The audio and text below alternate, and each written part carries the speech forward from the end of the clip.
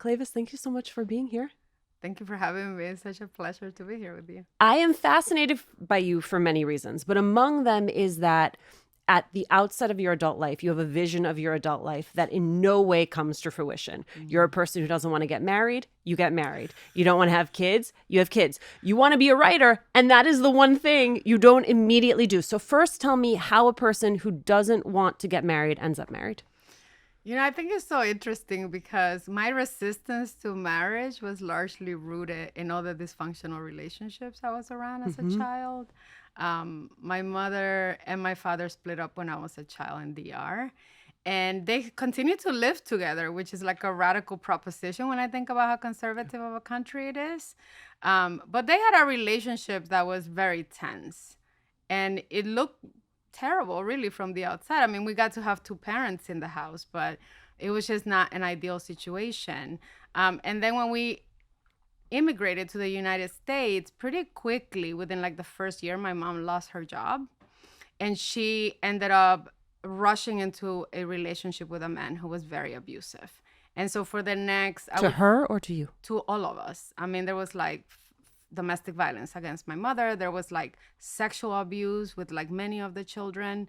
I feel like even though I was terrorized and I was molested, I was never raped, And so for me, it ended up being a situation where it wasn't until I was much older that I learned like the horrors that my younger sister had gone through. And we all understood what had been happening to us. Collectively. And so, by the time that I left to go to college, which was really when I went to Skidmore College, it was the first time that I felt like really free and like outside of this really difficult household. I just remember being like, hell no. You cannot pay me to like choose to be in a relationship with men. Like I just felt like mostly men were terrible. And even though my father was a great father, he hadn't been the best partner to my mother, and he hadn't been a great partner to his previous relationships. And so I just had a really pessimistic view of relationships and long-term commitment. And it really, I have to tell you, like, I spent my 20s having a lot of fun. So even, New York City, I was having a good time. I was dating a lot. And it wasn't really until I turned 30, I think, that I really started looking at my life and thinking like I really crave like a longer term relationship. And at that point, I wasn't really thinking marriage either. I mean, it was when I met my husband, Kevin, that I was like, I want to marry him, Right. So I'm not sure that in the bigger scheme of things, like I mean, if it hadn't happened for me, I think I would have been fine. And I think the same thing about, like children for me. Like I was just terrified about bringing children into the world because of the things that I suffered through and my siblings suffered through.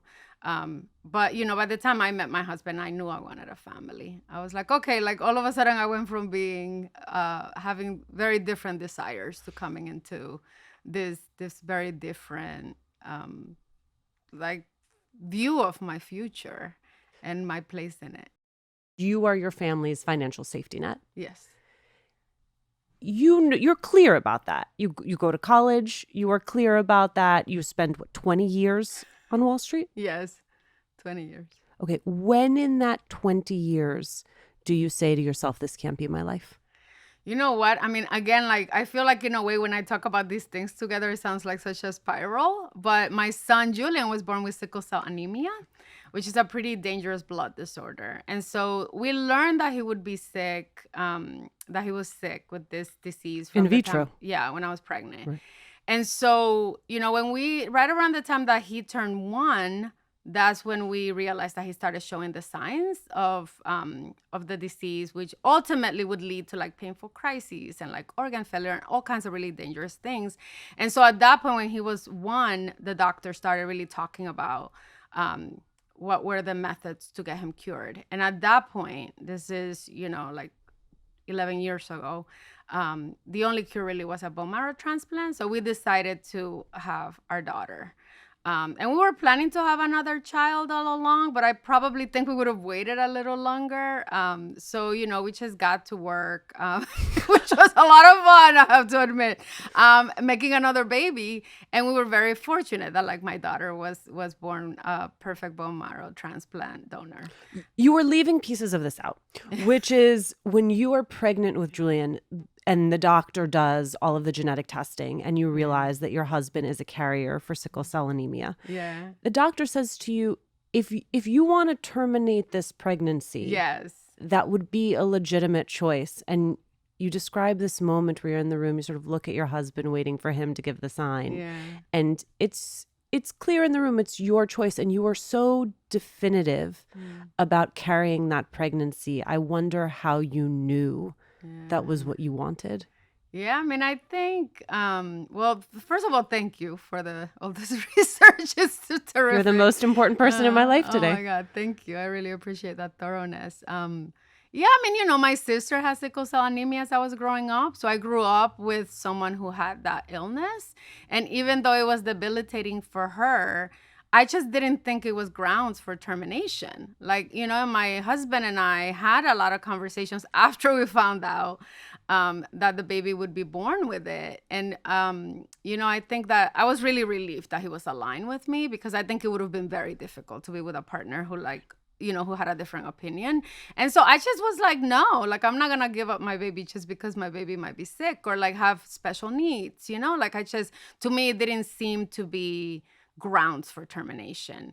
And, and I know I've had friends who have made really difficult decisions under different circumstances, and I support that. But for me, that didn't feel like it was the right path. And I'll tell you another thing, which is crazy, is that I have always felt, and these are the moments when I feel closest to God, and I'm not a super religious person. I'm not a practicing Christian. I grew up Catholic. And so I've always felt like a closeness, a spirituality.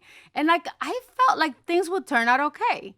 Like it's this kind of optimism that has carried me through my life in a lot of really difficult times when I've been like, it makes no sense to be optimistic, but I'm optimistic right now. Well, because that manifests again then when you have to get pregnant with your daughter, where the doctors are pressuring you to do it through vitro. Yes, because they're like, it's just a greater chance that we can control that she actually will have the bone marrow that is necessary for your son. And once again, you're like, nah. No, and that was a lot harder with my husband. I have to admit, like, we were not aligned then, because he thought it was just a risk not worth taking when the science was there. And we're lucky because at the time, we both were working full time. We both had excellent insurance.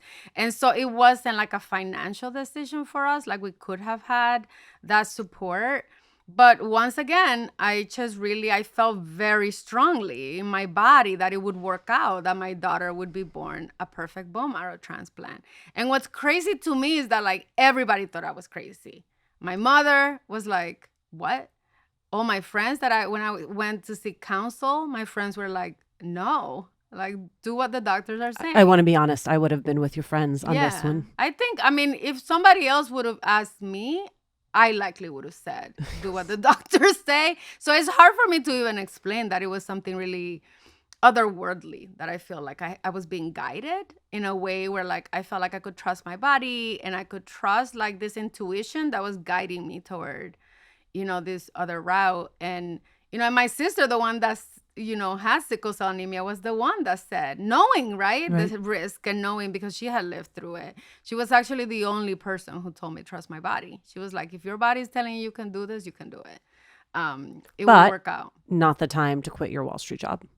Definitely not the time to quit my Wall Street job. And I remember, during so the way that it works with a bone marrow transplant for people who haven't gone through it is that you have to isolate like 4 months before the bone marrow transplant so that the child or whoever the patient is doesn't get sick ahead of time. And then you go into the hospital and you're in there anywhere between 4 to 8 weeks that you're living in the hospital. And you go through chemotherapy to like weaken the immune system, and then you do the transplant, and then you stay there for a few weeks after that, just tracking it and taking care. And so when we went through the first bone marrow transplant, because my daughter, fortunately, like I said, was born a match, we went through the first bone marrow transplant when she was 1, and that one failed. And we found out while we were in the hospital during that 6-week period. And we're totally devastated. And again, the doctors were saying we should just do it as quickly as possible because, at that point, my son was still immunocompromised. So it would in some ways be easier to do it quicker. And, we thought about it a lot. And then we did finally decide to do it a second time. And during the second time we went through it, it was a lot more of an aggressive chemo regimen because they wanted to weaken the immune system even more. So that the body wouldn't reject the transplant like the first time. And when that happened, we just got through the transplant. I remember my son was complaining a lot about a stomach ache. And the nurses and the doctors were like, no, this is totally normal. And I was like, absolutely not. Like, something is wrong, Yeah. And ultimately, they listened to us and they did the study to find out that he had a burst appendix. And so it was very dangerous. Like, he almost died. There were like 3 days when it could have gone anyway. And I just remember, I just remember, like, in that moment when my son was so sick, just looking around and thinking, I don't know, I feel like grief has this clarifying effect and has had it in my life. And I just felt like, it was crazy to like look around and be like, this isn't even what I'm supposed to be doing with my life, because I was still working. I didn't take a leave because my husband was working as a consultant. So I was the one that had the insurance and I was working through all this stuff. And I just remember thinking like, this is insane. That is what I'm spending my time doing. Just so far removed from the things I loved, like writing. And what's also crazy is that I had been working on this on the Neruda on the Park, which ended up being my debut. And the main character, one of the protagonists, had like suffered great losses, and there was like something had happened to her in a hospital, and I had never written that scene. Like, I had never written her going through that loss.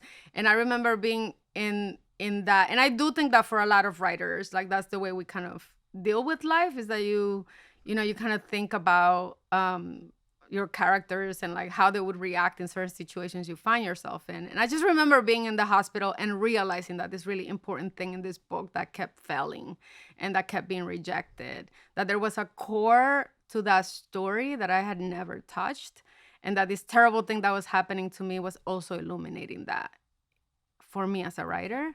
And so in some ways that like terrible experience really did help to guide me into like a more honest truth about how to approach that book that kept failing. So interesting. I read the Grand Paloma Resort cold. Like, I didn't know your biography fully when I read it. And the fact, no spoilers here, that you open with a near dead child felt like a very dicey thing for a mother who is also a writer to do, because it felt almost like a tempting of the fate. Yeah. It made more sense to me once I understood that you had lived and walked that experience.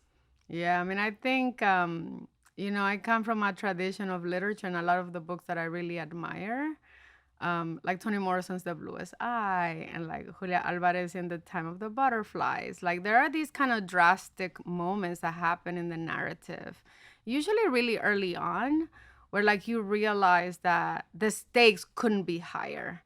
And I feel like one of the things that I've decided with my career as a writer is that I'm not gonna warm you up. No. There's a reason you were described as propulsive. It is right from the start.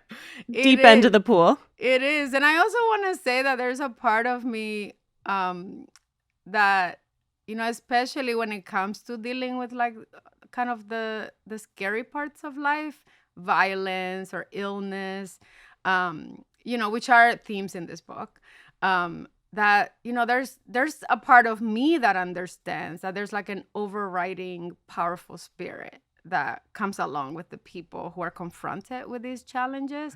And so I also feel like, and maybe it's because of like the trauma I've lived through in my own life, and the way that it has impacted my life in a positive way. Like, it has led me, some of the most painful things I've gone through, they have led me to like a better version of myself. And so I often put my characters in situations where you're either going to find out who you are really through these difficult experiences. Given that you spend so much time on your debut novel, Yeah.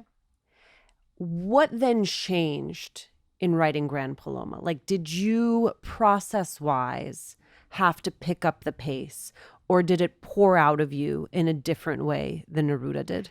Yeah, well, I mean, I think I had like the impetus, which first of all, I feel like for most of us that have grown up with these big responsibilities in our families, or like those of us who are like the first person people call, I just feel like any problem, any issue, any question, it's like you go on Google and figure this out for me, even though everybody has phones, right? For those of us who are like in that I'm sorry, position- I have to stop you. That is such a perfect distillation of me and every friend I have, which is like, yeah, it's the first person you call. We're like, I don't know, I'm not a medical doctor. Why are you calling with medical questions? Yes. Or like law questions. I mean, even though I'm not a lawyer, I worked with lawyers for a long time. And I would just be kind of shocked at how often people would like just call me with like basic things, you know? You do have like strong, competent energy. I think If not expertise, then like No. just faith in ourselves. I think that's what people see is like you get shit done, right? And then people have that feeling like you're the one that I'm gonna call. And so I don't know, like I feel like there was a part of me too that felt, especially during that time, that I was like, I think that the idea of leaving the job and like not making income seems scary, but at the same time, I felt like because I had like quit the job and like sold the first book and like gone through this process of editing the book, I realized that like the way that industry works in publishing is that there is an opening that happens. Yes. And that if you are competent and people are confident about you meeting deadlines and being like a good person to work with, they're more willing to take a risk. And so my editor just happened to mention to me that, and this was the year after my debut came out, it was 2023. And she was like, I haven't bought any fiction. Like, do you have a book? And at the time, I was revising a book that I had been working on when I was in my MFA program that I'd never sold.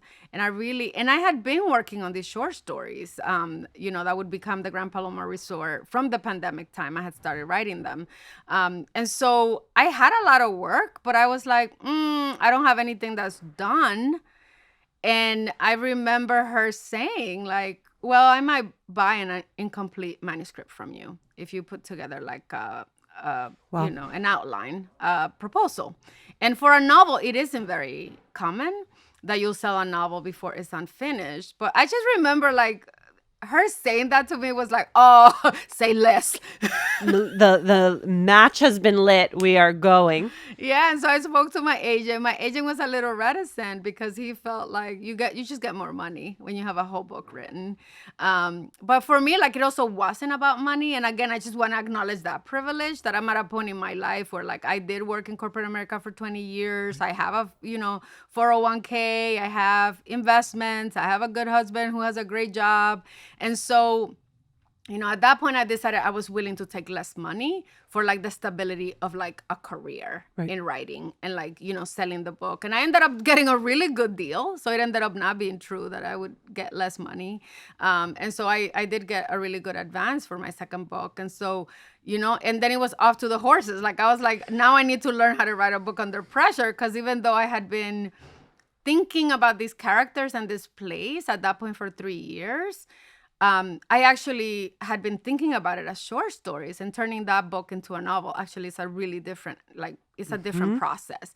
And so for me, it seemed to me like a really fun challenge to be like, how am I going to write this book? I knew I wanted it to be a really different book than my first book. Like I didn't want it to linger. I didn't want it to have these kind of moments that were like of rest in the narrative. There's no rest. Which is funny because we're at a resort in the DR, and so I keep waiting to just like lay down by the pool. But no, it is constant movement, which is part of what you're grappling with, right? Which is what is the human cost of extreme luxury? Yeah. How did that specific question come to you? Well, the question about luxury and the cost of luxury to me is something that has become more and more of an obsession the more I've climbed up in class. Yes. So like, I think that growing up, you know, in the Dominican Republic when I was 10, I mean, there were times where we were food insecure. There were times, you know, I remember like the first house where we were living when I was a child, they didn't have running water. We had a latrine, you know? And then my mom traveled to the United States when I was 7. And then within months, we lived in like a concrete house with like flushing toilets and like, you know, there were still power outages. That was without a question. But I just remember like how drastically my life changed because of like my mom making more money. And then when I graduated from college and I was able to start traveling, and like at the beginning, I was just going to Europe with my friends. And it was like, oh my goodness, like look at this life that you get to have with a little bit more money. And so I think that the question of like class and luxury and like hotels, I think for me like became more and more of a fixture in my mind. I'm fascinated by people who can actually relax in those environments because they're not mindful of the fact that there are people who are living their lives, because there is a tension, which is on some level those salaries, as you detail with Laura in your book, the opportunity for upward mobility for a person who otherwise might not have that many professional paths. It is a value and it is an offering, and to have access to a world, to work in service in a world that you are not sure you yourself will ever get to enjoy or be a part of is a strange pain. And there's almost something easier in the not knowing, and not knowing that all of that exists. In, I don't know, there's something about being close enough to touch it, but not being able to partake of it that I think you managed to really capture. Thank you. I mean, I love that you're saying this, because one of the things that makes me think about is how often when I was in rooms with really senior executives, and I mean like the most senior people, like I just realized they weren't very smart, you know? And I remember for me that being like this moment where I was like, wait, because most of us, if we're in the United States, like we've grown up with this idea that it is a meritocracy. And that, I mean, I think these years, you know, especially in the last couple of years, I think that has really kind of crumbled around us. But I mean, when I was in college and working my first job, I absolutely looked at like upper management as like the smartest, most educated, most capable and competent. And then when you start spending time and like, you know, a lot of times I would be chosen to lead certain strategies, and I would be working with these people and I would be like, you aren't very smart at all. Like, you've been given this role and you're making all this money and you have all this ease in your life that you just don't deserve, you know, you haven't worked for it. And so that was one of the things that I feel like it was really important to me that Laura especially come up in an environment where she understands that like the reason that she has access to upper mobility is because she's competent and hardworking. Because there is something to be said about being surrounded by people who are being taught things, because she's in a conference room cleaning and picking up, you know, dirty cups of coffee and like have eaten shrimp, right? And she's functioning in environments where like people are being trained on like high strategic initiatives, and so she's just soaking it in, and she's bought in. Like, she believes that there's gonna be a path right off of this resort for her freedom and her sister's freedom, and she's succeeded because she has like the highest ranking role of any local at this resort. And so when we meet her, she's very optimistic about her life and like her chances of succeeding in the structure. You also quickly dispel her of that with your propulsive narrative. Do you see Neruda in the Park, which is about gentrification and about sort of a woman's eternal quest to find her place?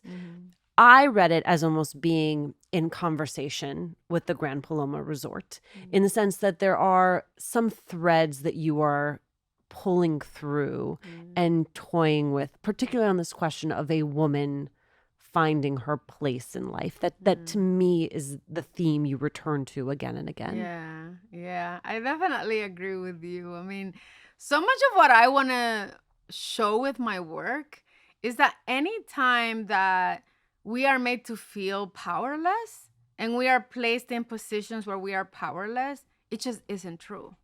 Like we still have power, we still have agency. And so in both these books, I wanted to show with very different kinds of characters and situations, this idea that, you take Eusebia, who's Luz's mother in my first book, and it's like, when this luxury building is about to go up, she says, absolutely not in my community. I have suffered too many losses, not this one. And she comes up with a plan to stop it. And it just escalates and it gets more and more insane, but largely it's really fueled by her own power and her realization she has power. And with Luz, who's a lot more like you or me, for me, I wanted to like show Luz as someone who's like finding her path in life through like a softer journey, through a journey through pleasure, through a journey through rest, which to me seems like the biggest luxury in the world. And so when I started working on the Grand Paloma Resort, I know that I still wanted to think about like a woman's place in the world, what it means to be a Latina really in like these environments that are predominantly white, predominantly wealthy, when like you don't have a lot of money, and to complicate that with what to me is most interesting is what happens to our relationships with each other when we are part of these hostile environments. And with the first book, it was a mother-daughter. In this book, the Grand Paloma Resort is about two sisters. And I wanted to really complicate their relationship to each other.